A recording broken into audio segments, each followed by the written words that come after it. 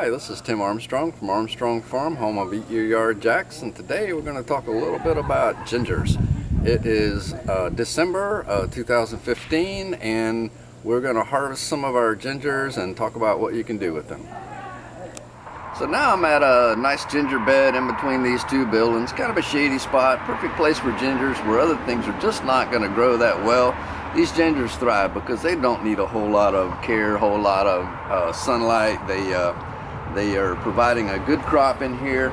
We'll pull some of this ginger and take a look at it. Now this is the Zanzibar ginger, or your Costa Rican variety ginger, what you're accustomed to seeing at the grocery store.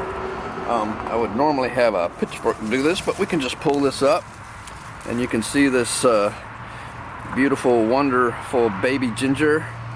Now this ginger is much more tender and potent than your ginger you'll get in the grocery store.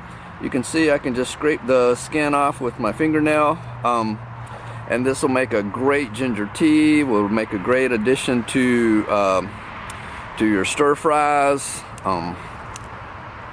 Wonderful for you and very tasty too. So this is about probably a quarter pound of ginger off of this piece right here.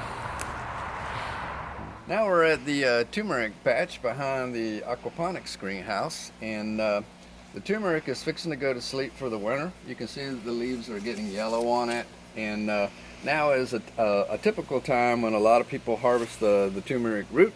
And to harvest the root, all you do is find the base of one of your clumps. It's a nice base right here.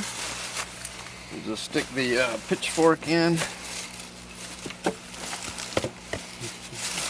Ooh, that one's too big. Let's pick a smaller one. This one's not as old, so it probably won't be as many tubers on this one, but this will be a good example.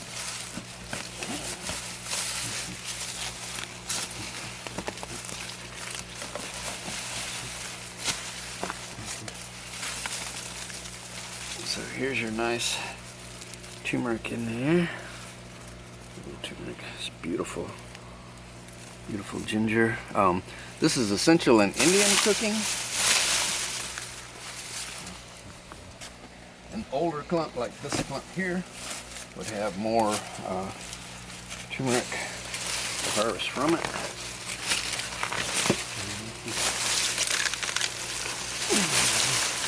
Oops, not that one. We broke all those off.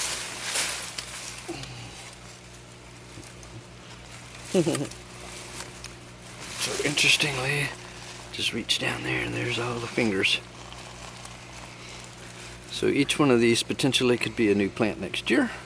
And then a lot of my friends will take these and put them in the freezer, wash them and put them in the freezer. And then as you need to use the turmeric, you just take it out and you grate it with a grater. This makes also an excellent tea. Turmeric is an anti-inflammatory and is used in capsule forms, but this fresh turmeric would be much richer in phytochemicals. It makes a nice warm orange tea and is wonderful to drink with a little honey and lemon.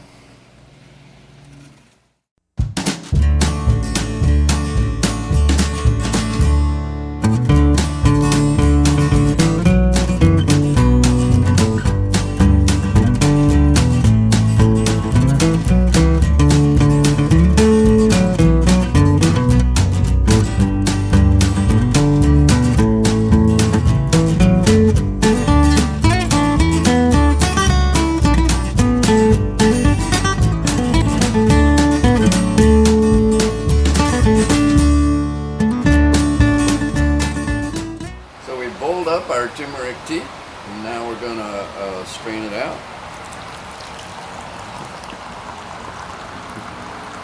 One of the pieces of turmeric that we used for this particular tea was a little bit older and a little bit drier, and it gave us a darker tea than what I'm accustomed to.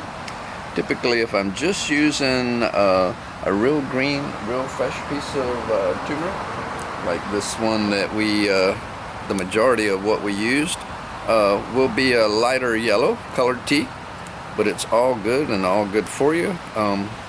The darker one is probably even better for you. The flavonoids will be all concentrated, and so with this tea I would just add a little honey to it and This is going to make a great anti-inflammatory, wonderful for you tea. You can also use almond milk or a coconut milk with it and make a wonderful latte. A lot of people put a little cardamom and a little cinnamon in it, and I've been trying that as well lately, and that makes a wonderful tea also. Now we're at the lesser Galangal. Thai ginger is greater Galangal. The lesser Galangal is not used as much culinarily. It's often called a bitter ginger. It is used in some parts of the world, but is not commonly used.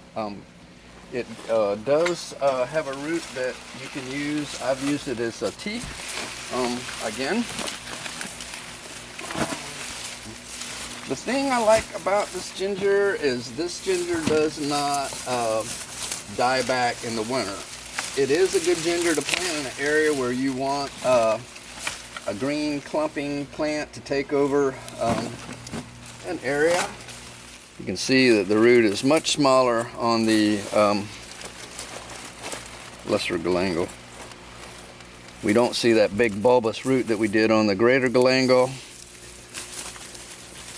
There are some roots that we can get out here, and this can be used for tea, but is not typically culinarily used. One thing that I have used this for is water retention in areas where I've had bad runoff and it causing problems with washing mulch away, or hillsides where you needed something to hold the water in the area. This is an excellent ginger for that, and it doesn't die back as much in the winter here in North Florida as the other gingers. It seems to be evergreen for us, and so it is good in landscape settings. Our ginger video, I'm going to stop here by my tallest ginger in my collection, and this is Thai ginger. Thai ginger is the spiciest of the gingers that I grow, and this is used in primarily Thai cooking. I had a Thai soup last week, and I dug some of these tubers, so they're already partially exposed. But I happen to be doing a Thai pumpkin soup this afternoon at the farm, and I need a couple of more tubers for the Thai pumpkin soup. I'm going to do it with Seminole pumpkin and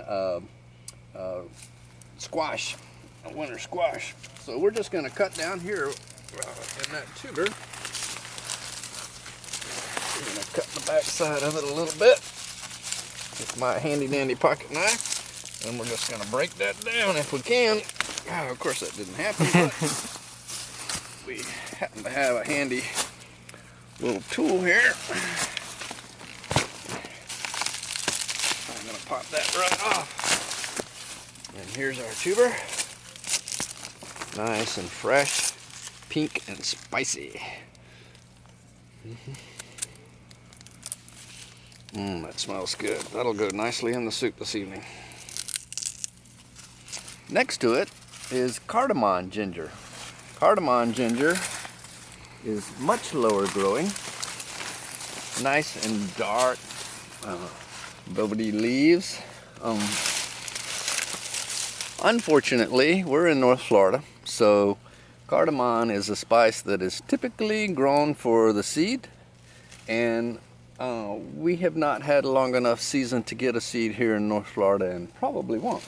But I still enjoy growing it because it doesn't die back a lot in the winter, and so it adds a nice color to the farm, and you still can use it. Does have some beneficial use. And so what I do to use this particular ginger is similar to lemongrass, is just use these last few inches of the plant and use it as a tea plant, and it makes a nice warm tea.